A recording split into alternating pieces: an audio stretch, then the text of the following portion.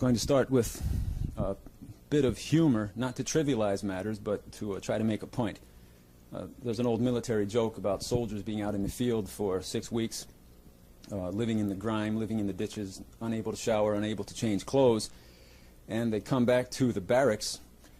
They're ordered into the main barracks, and the general comes to the front of the room and says to the soldiers, "I have some good news and some bad news.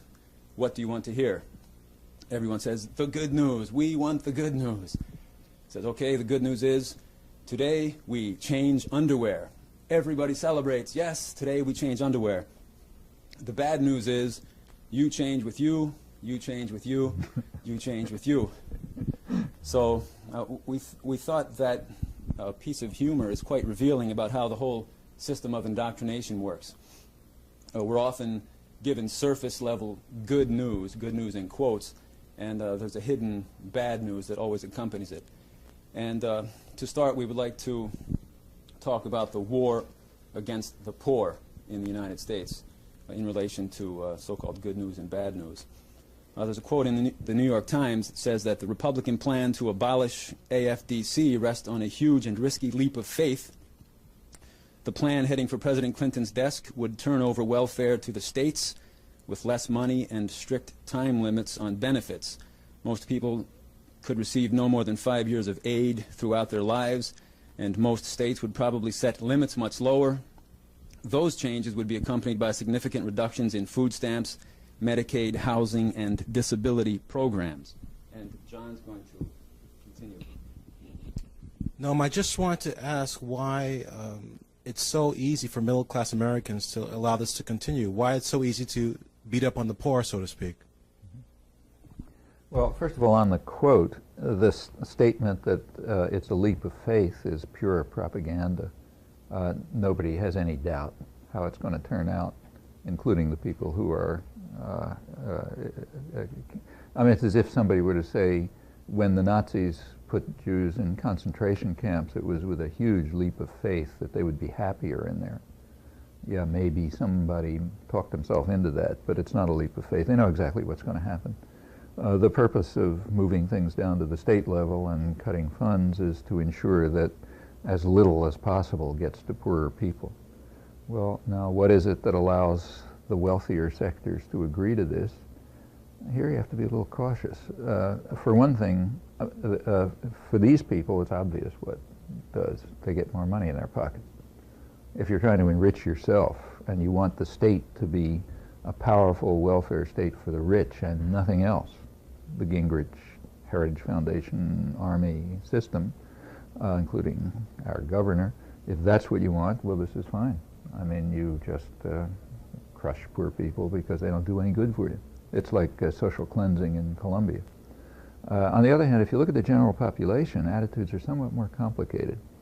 For example, a large majority of the population thinks that it's the responsibility of the government to assist poor people who need help. In fact, a substantial proportion, last time I looked at a poll, it was a majority, are willing to raise taxes to help poor people overseas.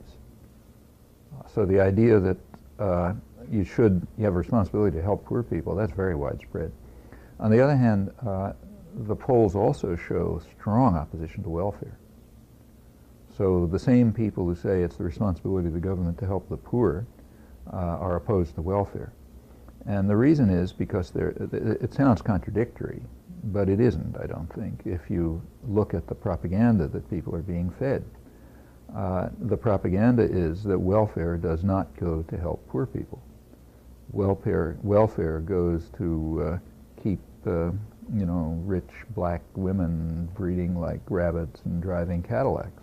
Well, I don't want my money to go for that, So yes, I'd like to have money go to help the poor, but not welfare. And similarly with foreign aid. I don't want to give those people money for, rich people who are going to just hate America. If it could go to poor people in Africa, fine. Now, here's where the propaganda has been successful in dissociating the actual facts about welfare and aid from the idea that you have a responsibility to help people. Now, like as in any propaganda, it's not totally falsified. So an awful lot of foreign aid is putting money in the pockets of rich people.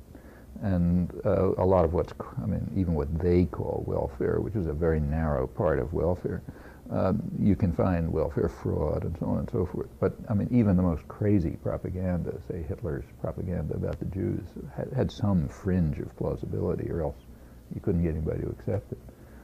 The propaganda is more elaborated in the rest of that story, if I remember it. It starts by saying that everyone agrees, even liberals, that AFDC has been a total failure, and that it has not gotten rid of poverty, and so on and so forth. Well, that may be what the author of the article and whoever's giving him his lines believes, but it's certainly not a fact that people who know anything should believe, because it's just not true. The fact is that what failed about AFDC is that it was eliminated. AFDC, which was never very high, has been cut back by close to 50% since around 1970. You take a look at AFDC in real terms from 1970 to, say, 1990 through the Reagan years. It's down close to half. In fact, it got to the point where it was lower. All such payments, AFDC, food stamps, and I forget the third one, were lower than just food stamps alone before this period. So sure, if you cut down support systems for poor people, you're going to have a lot of poor people, that's for sure.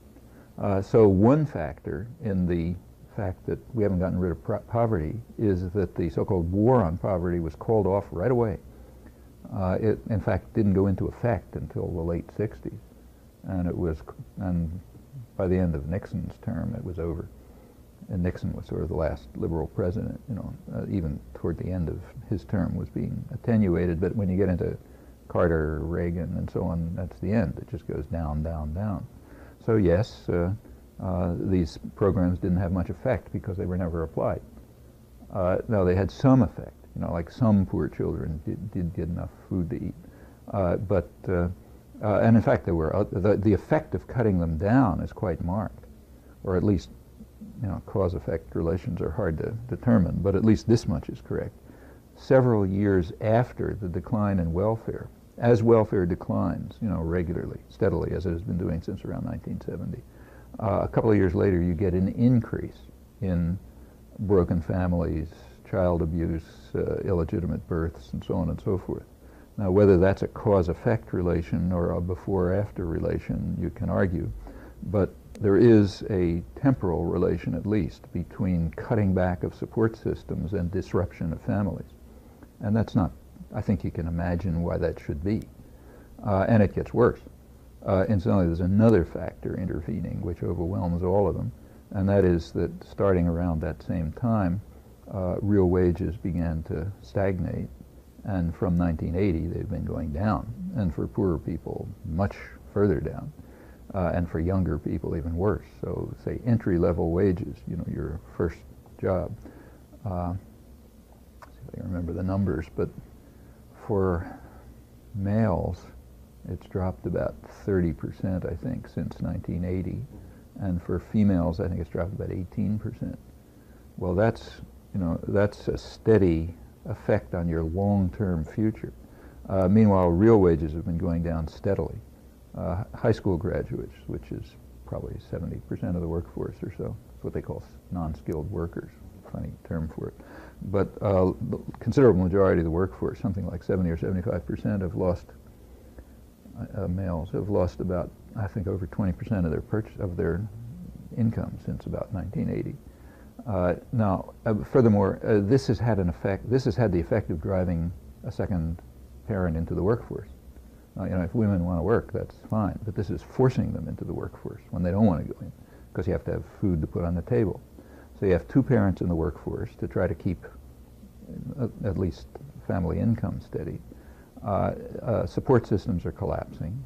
Hours of work are increasing. So by the early 90s, it took 2 weeks more of work a year to make a 1980 salary. So you have two people working very heavily to just try to keep things going. No support systems. If they get in trouble, like say it's an abused teenager and she can't live with her parents and she goes off somewhere to try to get some help, that kind of payment is going way down. Well, what's the effect of all of that stuff going to be? Well, you don't have to be a genius to predict. I mean, what it's going to mean is child abuse, neglect of children, malnutrition, violence against children, by children, drug abuse, unwanted pregnancies, all sorts of things. In fact, all of these consequences are exactly what has been the clear, determinable result of social policy by the people who call themselves conservatives. They have been fighting a war against families and children, and it goes back to the early 70s. The propaganda that people are being fed is what you read in that article, that it was a failure of the attempt to deal with these problems. On the contrary, it was a conscious attempt to create those problems, and I say conscious in the sense in which you use the term, you know, in law. I mean, if a consequence is completely predictable to a sane person, that's evidence for intent. And this was all completely predictable to a sane person, just as it is completely predictable to a sane person that that these changes that you quoted in your first statement are going to have very severe effects, which means it's equally clear that when he said it's a gamble, that's just not true. There's no gamble. You know exactly what's going to happen. It is a cover for something else. Well, when you have that kind of propaganda, and that's what's being, I mean, this is what's being given to the, you know, the educated folk, so it's in big words on the New York Times Weekend Review, but you're getting it at some level over and over again, everywhere, from television sitcoms to, you know, radio sound bites to advertising to schools to everything. People are being deluged with this propaganda. As a result, they probably believe that the war on poverty was a failure. And that it didn't get rid of welfare. And all these things that the author there says everyone believes. Yeah, sure, that's what you would believe if you were totally subordinated to the propaganda system and you didn't have a way to think yourself out of it. Now, most people don't, but the author of that article does. He knows enough, or at least could know enough easily, to find out just what happened to the war on poverty. So what happened to AFDC? He can find out the answer to that question. That's his field. He covers those things. So he can find it out. And as soon as he finds it out, he knows what he wrote is, to put it charitably, nonsense. To put it probably accurately, something much worse. Well, the end result of this is you get the kind of confusions you're talking about, that we were talking about. Yes, we should help the poor, and it's the government's responsibility to do it, but welfare is a catastrophe. It's created poverty.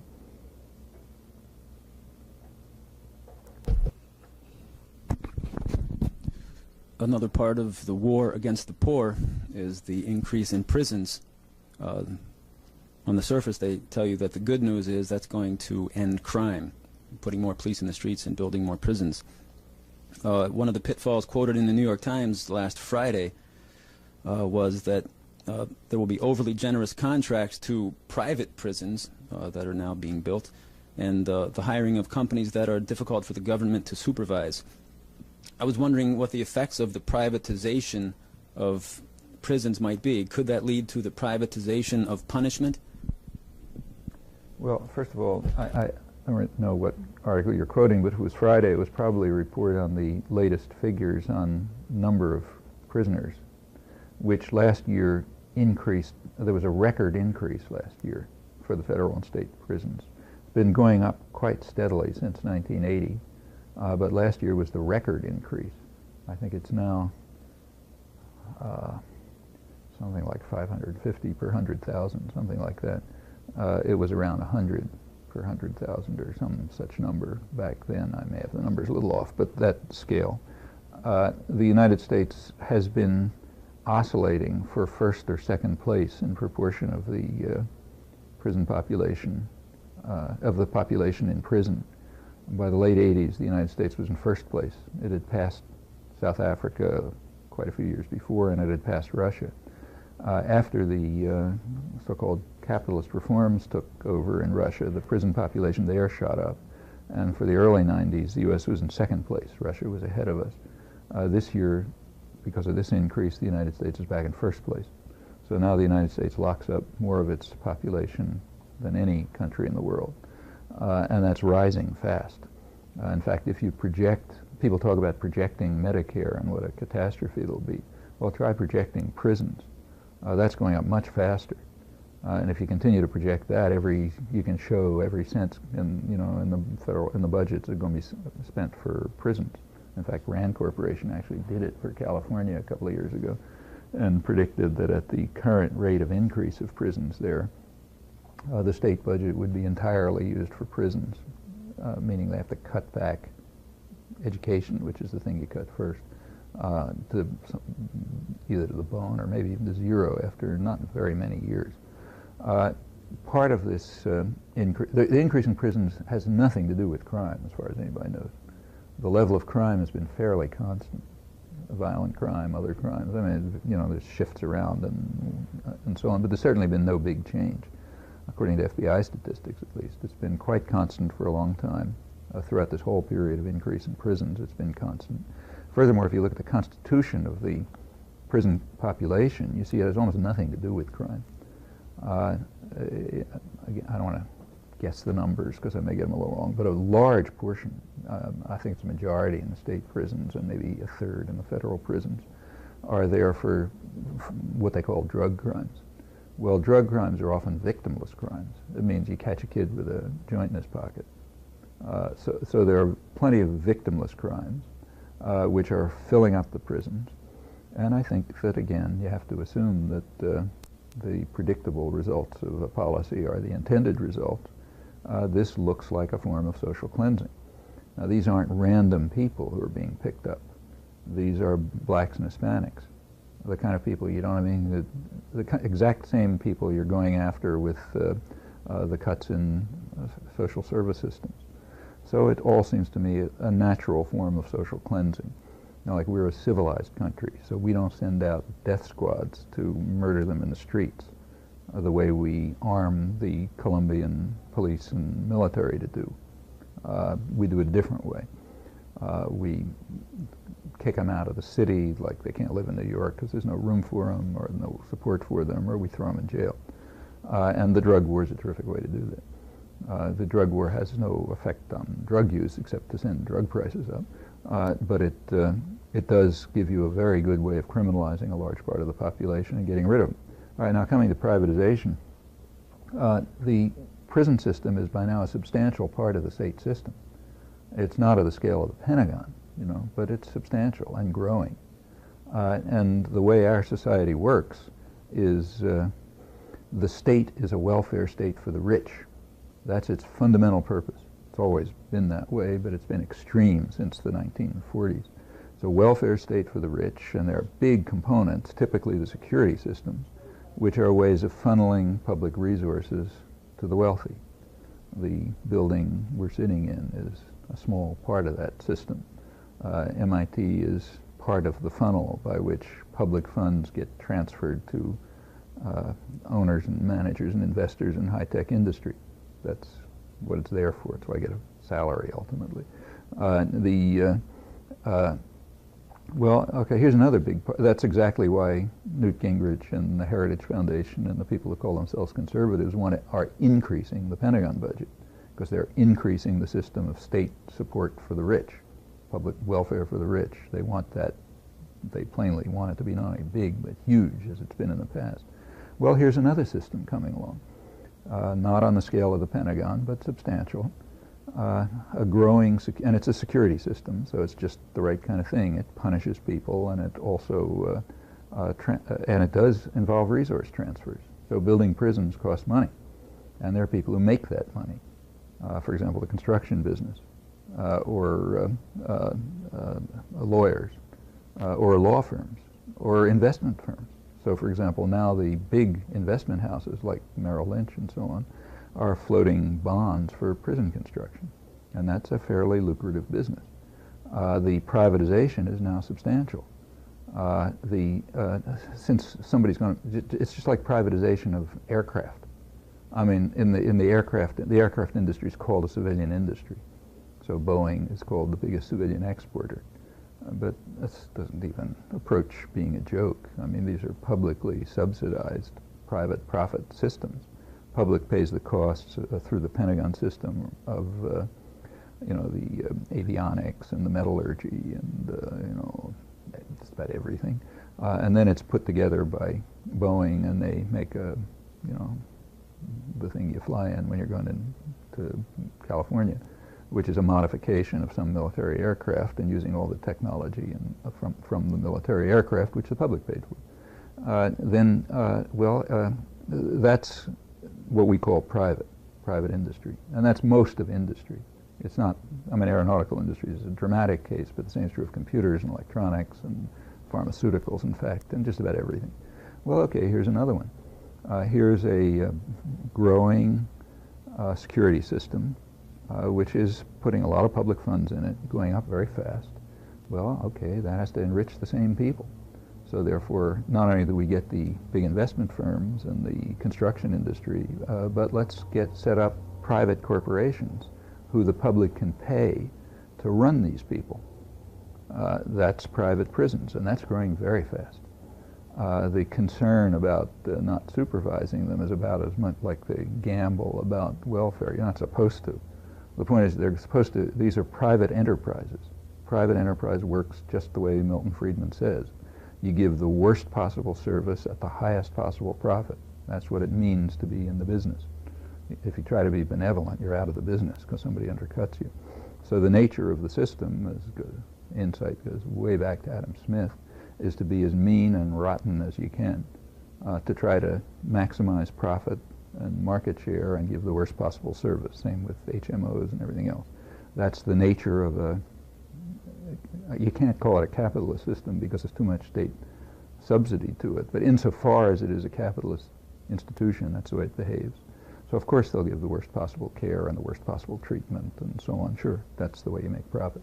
That's the goal of it. It also incidentally creates a slave labor force. So there's now a growing labor force which other businesses can use, which they do. They've been doing it for quite a while, but it's growing fast. Here is a controlled labor force. They're not going to unionize.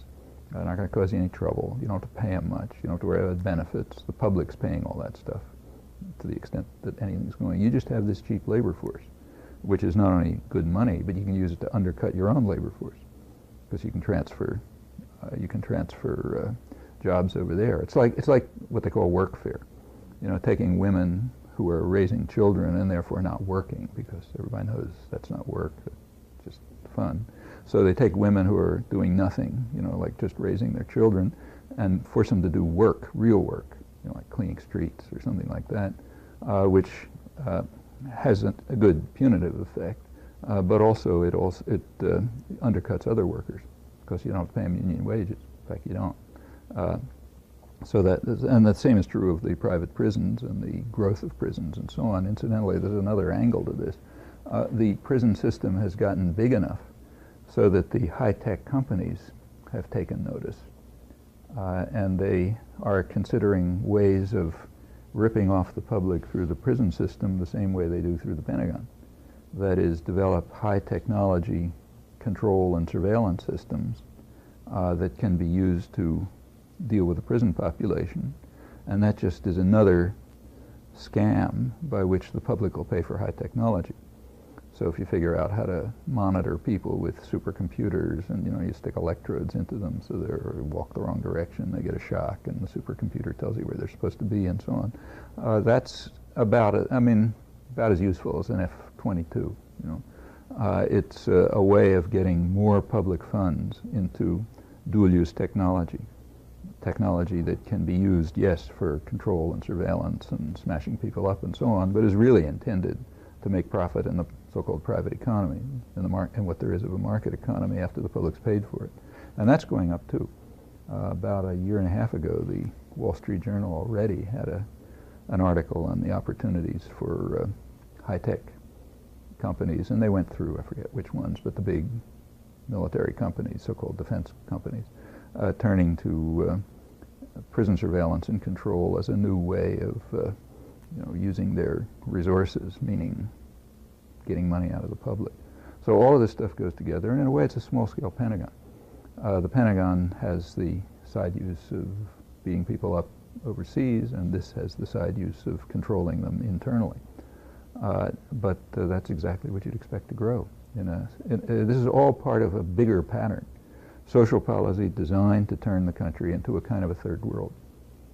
I mean, you take a look at a standard, typical third world country, meaning a country that's been a Western colony, either us or the British or somebody like that for long periods of time. They all have pretty much the same structure.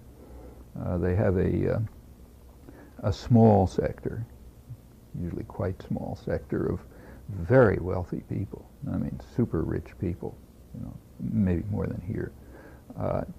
They have, these are people who are mostly linked to foreign investors, either the local big landowners, or they work for some foreign corporation, or they run the local bank, or whatever it is. They're linked to the international system that controls the thing, and they may be extremely well off. There's a class of intellectuals who are usually also pretty well off. Some of them consider themselves dissidents, but they live very, and maybe even are, but they tend to live quite well, remarkably so, in fact. And then there's a periphery around them, lawyers and doctors and so on, who service groups for those sectors. Well, that's a small sector of the population. Then comes a really big sector of the population, which is suffering or in misery, depending on where you are. And then there's usually just superfluous people. I mean, either street waifs, kids sniffing glue on street corners, or the ones you send the paramilitary forces after for social cleansing, or the death squads, or kick them out into the desert or something like that. So there's these categories, and that's where we're moving. The category of superfluous people here are the ones who are getting locked up. And of course that's growing because social policy has been designed to create more and more of a third world structure. So yes, you're going to get this sector, and you have to do something with them, and you might as well do something with them that private industry can make money out of. If you just send death squads out after them, first of all, we're too civilized to do that. We only do it in other countries. But also nobody's going to make any money out of it. Stick them in jail, it's actually profit making. And the jails are, there are other sort of cultural factors, I guess. I mean, when you're turning the country into a third world country, you know that people aren't going to like it. And you want to make sure that they don't do anything about it that's constructive. And there's a technique for that too. Get them to hate each other, to be afraid of each other, to be terrified, and so on and so forth. And building up the perception of crime is a very good way to do this. Crime is serious, but as I say, it hasn't really changed for a long time, and most of the crime is poor people attacking each other. The extent to which rich people are affected by crime is rather slight, but yet the fear of crime has gone up very fast. And of course, fear of crime has good side effects, because crime is a code word, which means black or Hispanic or one of those bad gene guys. So you get people to be authentically frightened, and you can understand the fright of the right kind of people. It's like people in Germany fearing Jews. You want to get them to not pay attention to what you're doing to them. Fine, let them hate the Jews. Blame it on them. So here, okay, let them hate the blacks and the immigrants and the Hispanics and so on. And look how dangerous they are. We have to throw them all in jail. And besides, they're killing each other and they're killing us. And if we don't throw them in jail, this is what they're going to do. So it increases that. And then you can feed on this by being extremely punitive. The United States is one of the very few countries that has a death penalty, and it's gone up. Furthermore, the U.S. has been seriously condemned by the international human rights monitors for its inhuman prison conditions, which are an international scandal, and they're getting worse. I mean, it's now back to the days of chain gangs, literally. The state of Alabama or Mississippi, one or the other, I forget, is advertising the fact, and proud of it, that they're putting people in chains and taking them out to break rocks, and they're even shipping in the rocks to be broken. They don't want the rocks broken, but it's a way of punishing people. And that appeals to that engenders the same fear and anger in the general population that you're trying to engender so that people will hate each other and be afraid and so on instead of cooperating, realizing, look, we've all got the same problem. Let's go after those guys who are causing the problem. That has to be prevented. Now, any system of control understands this, whether it's a totalitarian state or one with a democratic framework. They still understand that point. That's a general fact about control, and this is a terrific way to do it. Noam, could you briefly talk about the reemergence of the conditions that Charles Dickens wrote about in the late 18th century, early 19th century? You mentioned debtors' prisons, I think. There are other factors involved in social control that occurred around that time. Maybe you can talk a little bit about that? Well, there was actually a study done of that in England, just the right place, by a very old and highly respected charity that goes back to the mid-19th century, Queen as sponsor and that sort of thing. They did a study of the nutritional level of children in England on benefits, welfare. I think it's about a quarter of children. And they found that their nutritional level was lower than it was in workhouses for children, orphans, in Dickens' years. So that's an example. It's the idea we're going back to. It is not, it's not just some metaphor.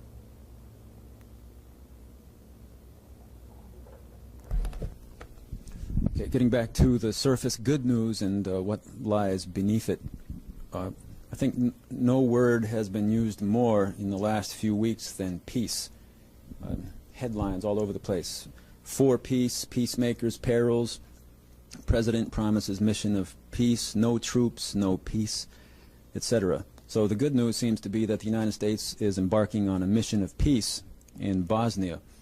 What's really going on here? Well, the U.S. has been standing on the sidelines pretty much while the whole Balkans affair erupted. The reason is that getting involved would be costly and difficult, and no immediate gain from it. Meanwhile, sort of behind the scenes, there have been various conflicts between Europe and the United States, for one thing, on just how to work this thing out. And what the U.S. has apparently been doing, we don't have documents on this, so you kind of have to reconstruct, so I'm speculating. Well, it looks to me what's been going on for the last couple of years is the U.S. has been standing around waiting, let the Europeans do the dirty work, let them be on the front line, we'll carp and criticize. No proposals, except we'll bomb somebody if you like, and from a safe distance, incidentally.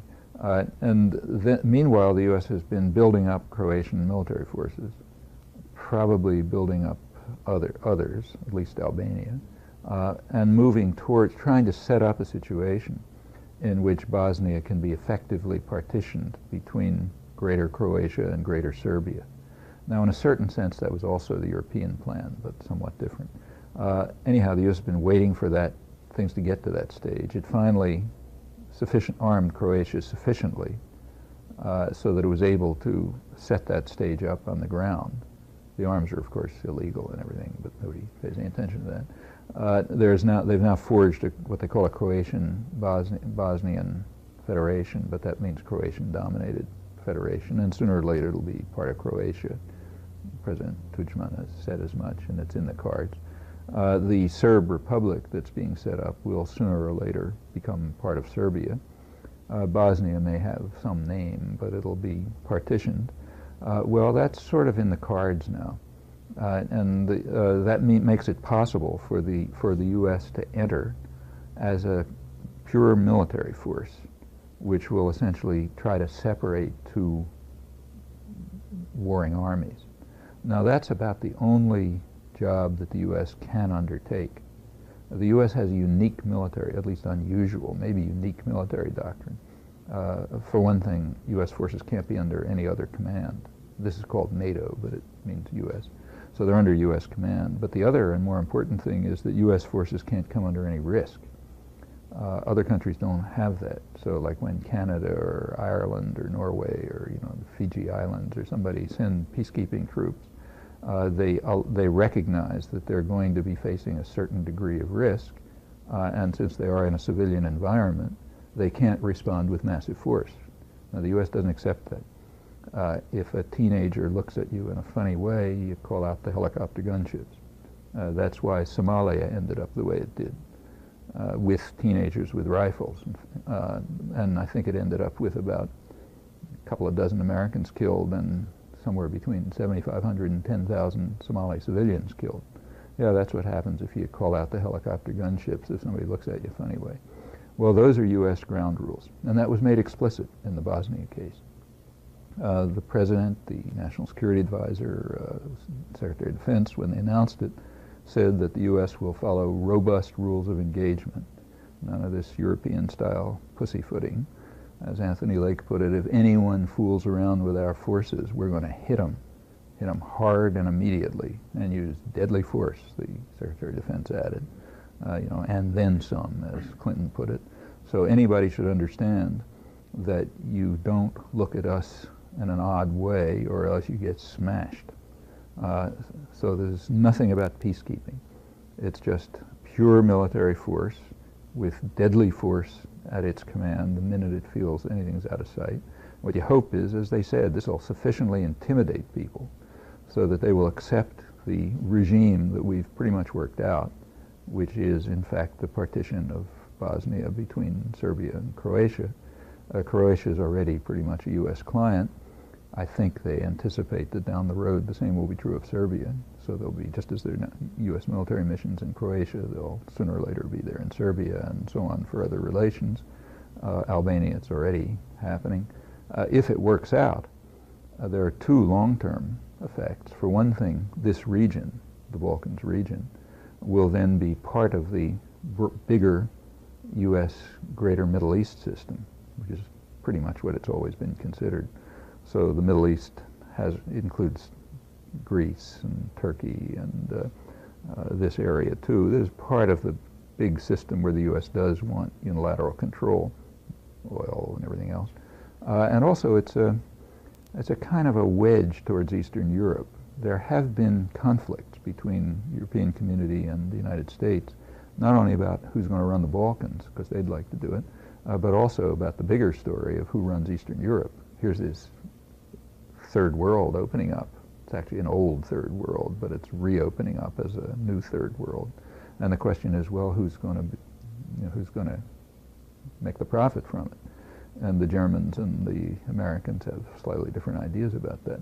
And it's been conflicted. And a position of strength in the Balkans gives the U.S. a kind of a leg up on that operation. So all these are reasons why the Europeans have been very critical and unhappy about the U.S. move. So it seems to me that's essentially the way it's shaping up. You could argue it's better than having them kill each other, maybe. But to call it peace is to degrade a worthy word. It's not the only such case.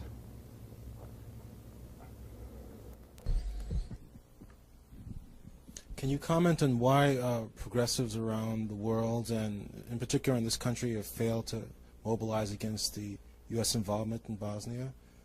Is there some principled position that progressives can take to try to get this message out to the public?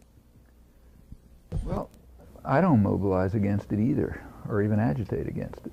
I mean, if you look back a couple of years, there were other options. But that's water over the bridge. The options have gradually been narrowed. Over the past years, virtually no one has suggested anything constructive. There's been a lot of breastfeeding about it, and lamenting and talk about the end of civilization and so on, but you have to look pretty hard to find a constructive suggestion. I mean, there are people who say, well, we put a lot of force in there and it'll work out. But, it's not so simple. A constructive proposal I have yet to see. But meanwhile, that's kind of academic because the options have in fact been narrowed. And they've been narrowed by outside force to the point where the operative choices really now pretty much come down to let them fight it out, or we'll separate them and partition Bosnia. Well, between those two choices, I don't see anything to agitate for. Maybe the best thing is try to separate the forces. in a way, it's similar to what the other big peace process that everyone is celebrating as a great achievement.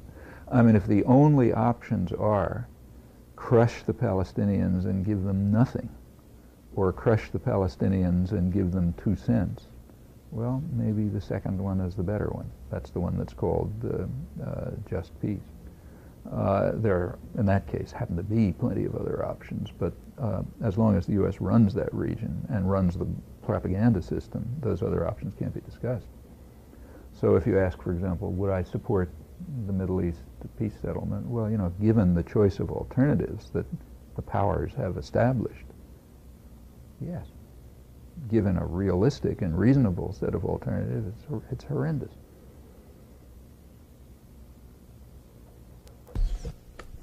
Speaking of narrow choices and also the good news, bad news, some might argue that the good news is that there are going to be national elections in the United States coming up soon. What's the bad news? Bad news that there's only one candidate with 3 or 4 different names, you know, and slightly different programs. So,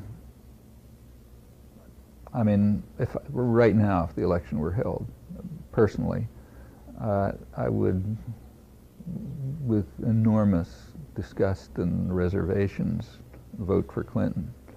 Not because I expect anything, but because the alternatives are worse.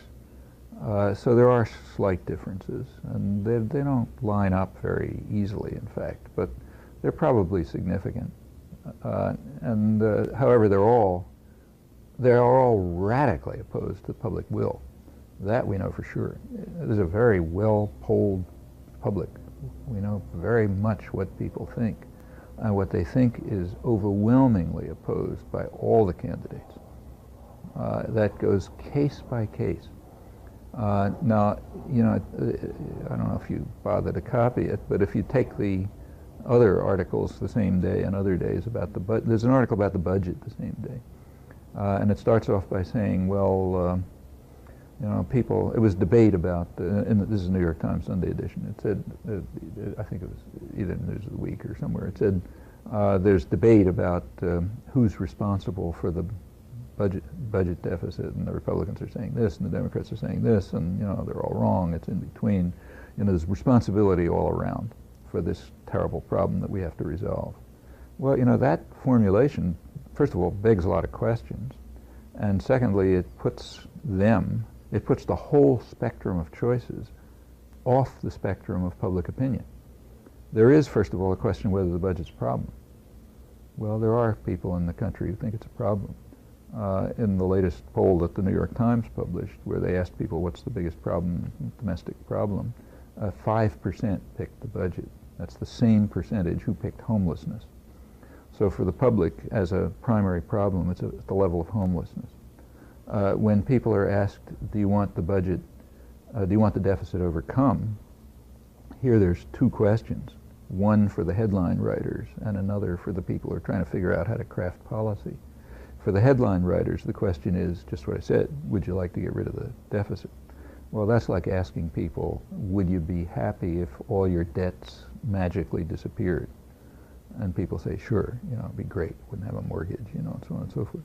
And that's for the headline writers. The public wants, you know, deficit overcome. You tune in to All Things Considered on NPR, and they say the public wants the deficit overcome. You know, they voted for a balanced budget and so on. Yeah, that's for them, for the commissar class. That's that question.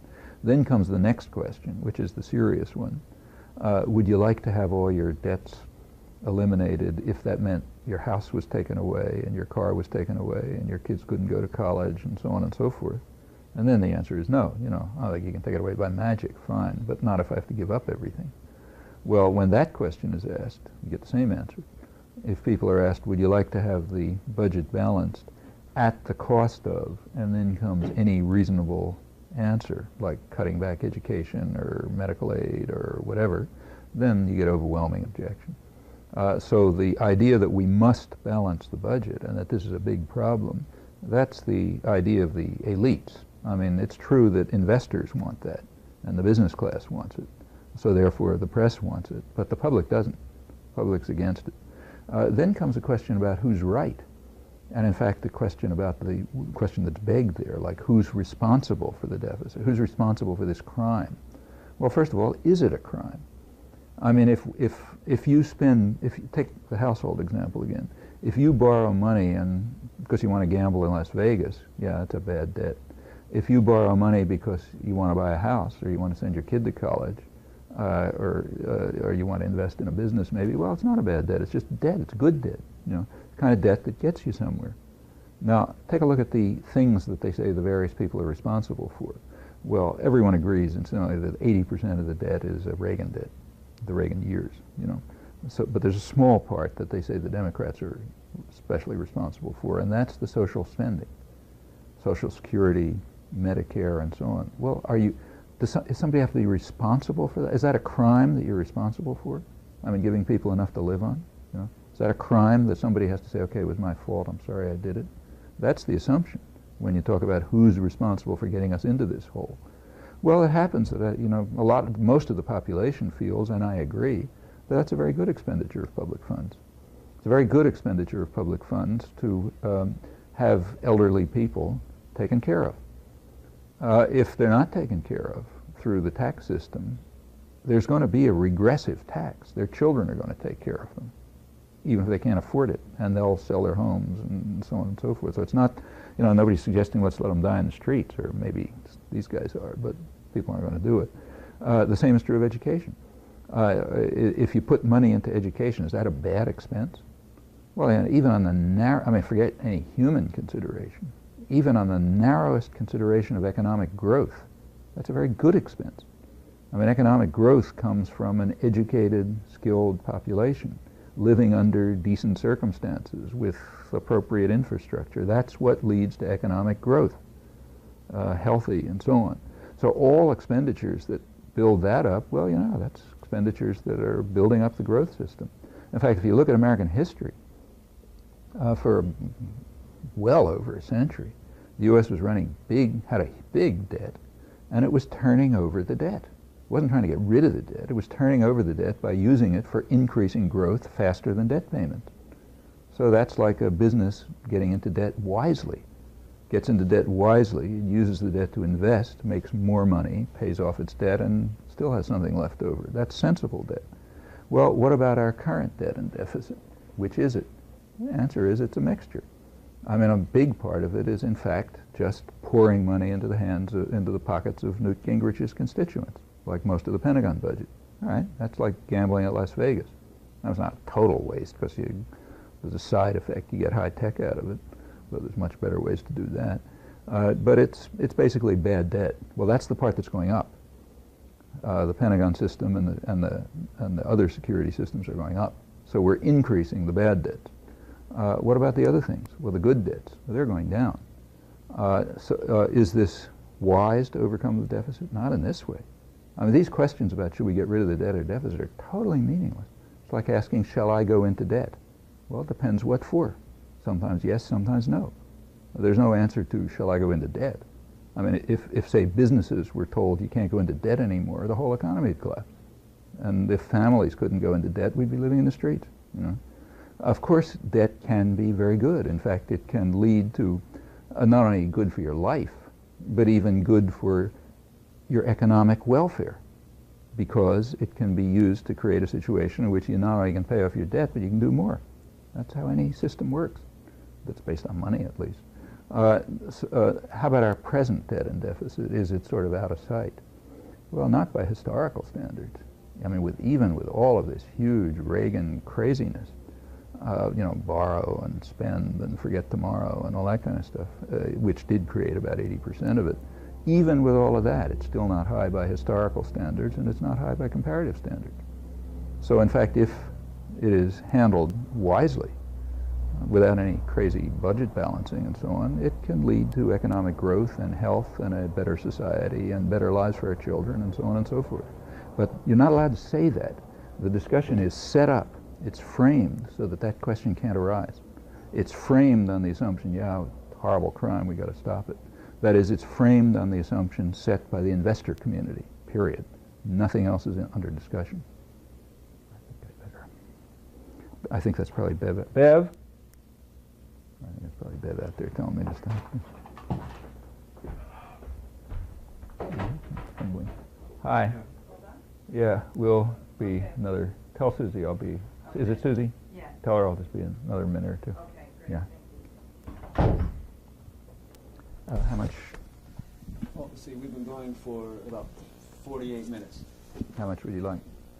3 hours. 3 hours. We'll do another time. I got a student out there. If you could go a few more minutes. A few more, but yeah, not two more because I got a student. Which questions should we ask? Well, let's see. Tell me, is this at too high a level of abstraction? You mentioned that this, everything you're discussing here is based on a system of money. Can one conceive of a system operating without money? Are we on? Yeah. Yeah, I think that we're talking about very concrete questions. Can we think about a different social order? Yeah, I think we can think about a very different social order. Getting rid of money is one part of it, which I don't think is the crucial part. The crucial part is getting rid of tyranny. We happen to be living in a system which would have driven the founding fathers up the wall, and which any Enlightenment figure like Adam Smith or someone would have found horrendous. It's a tyrannical system in which power is more and more going into the hands of totalitarian structures which are unaccountable, namely private corporations. As has long been understood, these are tyrannical structures. They are like totalitarian states. They combine in the command center judicial, legislative, and executive powers. They're pretty much unaccountable to anyone. They're huge in scale by now. They were created for distorting markets, and they carry out extreme market distortion. Like they internalize risk. They free participants from market discipline, and they have a million other ways of undermining markets, whether one thinks markets are good or bad. In any event, these are tyrannical systems which have no right to exist any more than other tyrannical systems, and they have an extraordinary effect over life. I mean, they are the media. When we talk about the media reflecting their interests, that's, like saying, I reflect my interests.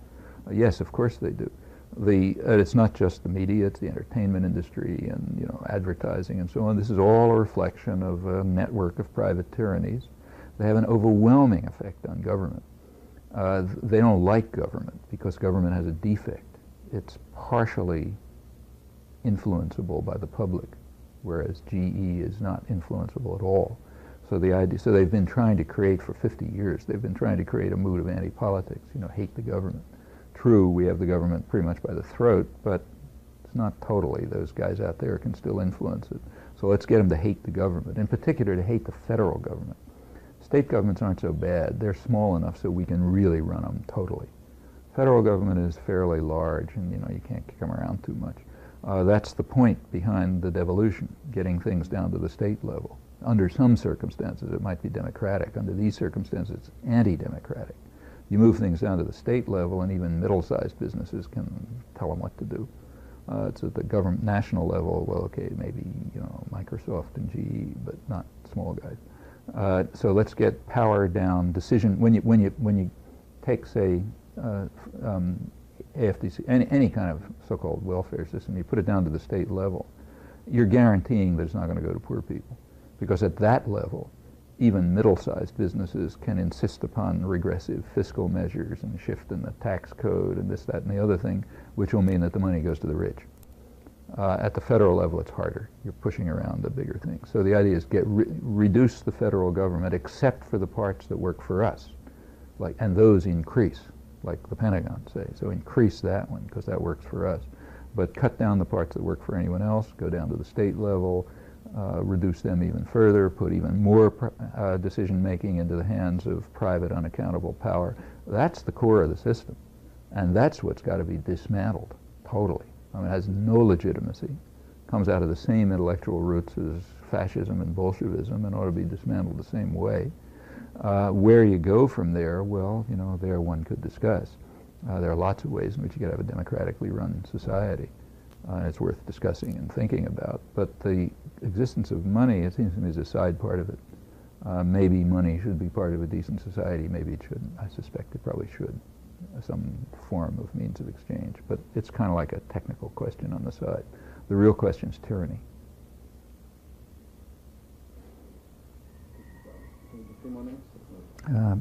Okay, but not much because they're really waiting for me. Yes. Along the lines of your last answer, you mentioned Bolshevism. Right now, the mainstream media has resurfaced the term anarchism and socialism in a negative light, particularly when it refers to Timothy McVeigh, the guy who bombed the building in Oklahoma, and the Unabomber. Maybe you can give our audience some example of what true anarchism and socialism is as compared to what the media is saying. Well, that's a little bit like asking what true democracy is. I mean, it's something that exists in bits and pieces here and there. There has never been any more than a very partial democracy. There are partially socialist and partially anarchist structures. Like take, for example, one of the most successful industrial commercial installations in Spain, quite big, in fact, Mondragon. It's a big collection of industrial works, schools, social systems, health systems, and so on. Very substantial, very successful. It's one of the few parts of the Spanish economy that's competitive internationally, even after joining European Union. It's worker-owned, and it's partially socialist anarchist. It's worker-owned, but manager-controlled. Workers pick the managers, but they theoretically at least control the managers. How much they control them, you can debate. But there's no outside investors telling them what to do. They have their own banks, their own development banks, they have their own social services and so on. And it's been dramatically successful. Well, okay, that's pieces of a more free and democratic society. Pieces only, because workers are not really participating directly. They're still picking somebody to tell them what to do, at least they're picking them. And they have the authority, ultimately, which in principle they could use. Well, okay, that's a piece of a democratic society. And you find pieces of democratic societies all over the place. Very often in periods of revolution, very democratic societies emerge fast and spontaneously and similarly, like workers' councils to control industry. They come up all the time. I mean, they come up after the Bolshevik Revolution. They were immediately crushed by, actually before the Bolshevik Revolution, they developed and they were immediately crushed by Lenin and Trotsky. In Italy at the same time, they developed, after the Hungarian Revolution, they developed in Spain. They not only developed, but flourished. In fact, these things have happened over and over again spontaneously. The reason is it's so natural. You don't have to read big books to think that the workers in a plant ought to get together and run it. In fact, you go back to 19th century America, you know, the mill towns around here, the workers were saying, factory girls, as they called them, young women from the farms or, you know, local craftsmen, the mills ought to be run by the workers who are owned and run by the workers in them. That's just natural. That's like saying that people should vote their own representatives in Congress. Well, okay, those natural ideas are crushed, but there's no reason why they can't be realized and implemented. So yes, and they're all over. You know, so there are lots of, you can see why there's an effort to defame them, to tie them up with bombers and that sort of thing. Sure, you want to make sure that people don't understand what these things are about. You want to understand that this is the core of the libertarian tradition, American and European. Thanks, Noam. Okay. Thank you.